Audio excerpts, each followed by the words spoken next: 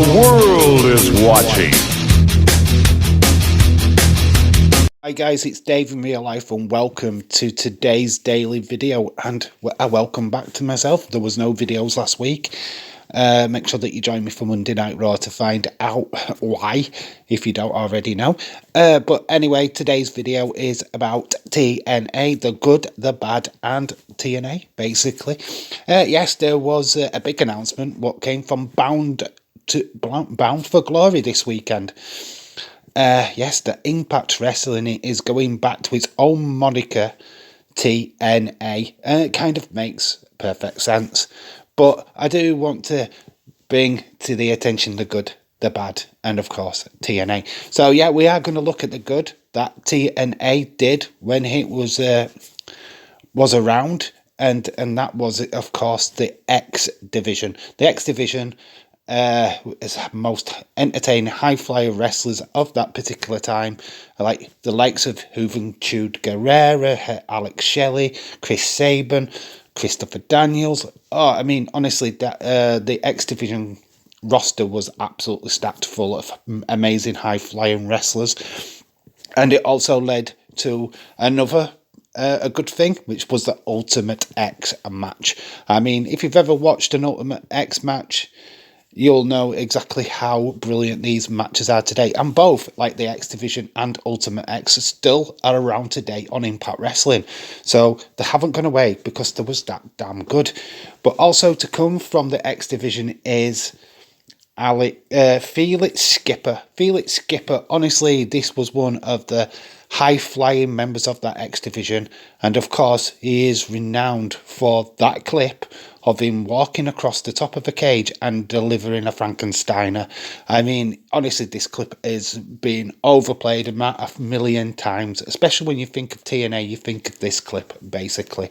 And of course, the house that AJ Styles built, and it wasn't SmackDown, it was in fact TNA, where he proper made his name. Yes, he was in ROH before then, and well known on the independent scene, but I feel like TNA was the place what really brought the phenomenal one to the world's eyes and really put attention on him. And of course, that would make WWE, Vince McMahon, interested in signing him. So yeah, I think that he had his golden years pretty much with TNA. So yeah, they are the good, but with every good, there is bad. And we are going to have a look at the first lot of bad things, which is Main Event Mafia. I mean, yes, this probably would look cool if they had a big roster and a lot of big stars, but this was basically formed to try and get the rivals to look huge, but the rivals unfortunately weren't that big at the time. So the Main Event Mafia, Booker T, Sting, Kurt Angle, Kevin Nash, and Scott Steiner. You'd expect these absolute legends to compete against each other, not form a super faction. And they took all the gold and basically took all the limelight away from the rest of the roster, which was basically one of the crappiest moves in pro wrestling history, and it did lead to their eventual downfall. And this wasn't helped that the fact that the people booking this were the likes of Vince Russo, Eric Bischoff were around. Of course, we would move into the Hulk Hogan era, which really put TNA in a toilet, basically. But yeah, Main Event Mafia wasn't great, and a bad use of these top talents. Talking about a massive misuse of top talents as well, Aces of Eights. I mean, when these were introduced, this could have been huge. They looked incredible when they first started. All these masked biker, heavy leather jackets would come to the ring, beating people up. And then the reveal, unfortunately, was a bit lackluster. Yes, we had Bubba Ray Dudley and Devon Dudley and Ken Anderson as well. But then you had the likes of Mike Knox and other people what really were kind of like jobbers. I hate using the word jobbers, but they weren't well-known wrestlers, to be honest. This could have been bigger and quite huge if there had been bigger names attached. But unfortunately, yeah, the big names were the three that I mentioned there, Bubba Ray Dudley, Devon, and of course Ken Anderson. The rest was pretty flat, to be quite honest with you, and it did peter out. of which could have been a really, really good faction and a good storyline that TNA could have gone with for quite some time. But yeah, unfortunately, the talent that they used wasn't exactly that exciting. Then we go on to the six-sided ring. I mean, yes, they tried to be innovative, tried something new, tried to put something out there what other wrestling companies weren't doing at that time. But unfortunately, the six-sided ring looked terrible. And also, wrestlers were complaining of backache because there wasn't much give in the ropes between the ring buckles. So yeah, wrestlers were complaining at that. And plus, the fans didn't really get a good vantage point from the ringside because it was just too many posts in the way.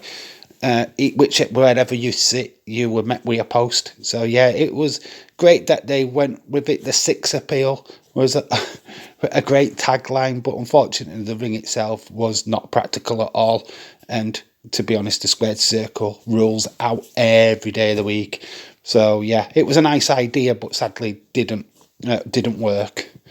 And then we got to talk about the worst match in wrestling history, and that is the electric cage match. The Dudley Boys versus LAX. This match was a shitfest. I mean, honestly, it was comedy from start to finish. You had wrestlers who would touch the cage, the lights would flicker, they would have to actually act like they was electrocuted. Yeah, this was a Vince Russo booking match for sure. And terrible, absolutely terrible. It looked terrible. It looked like a cheap-ass light show.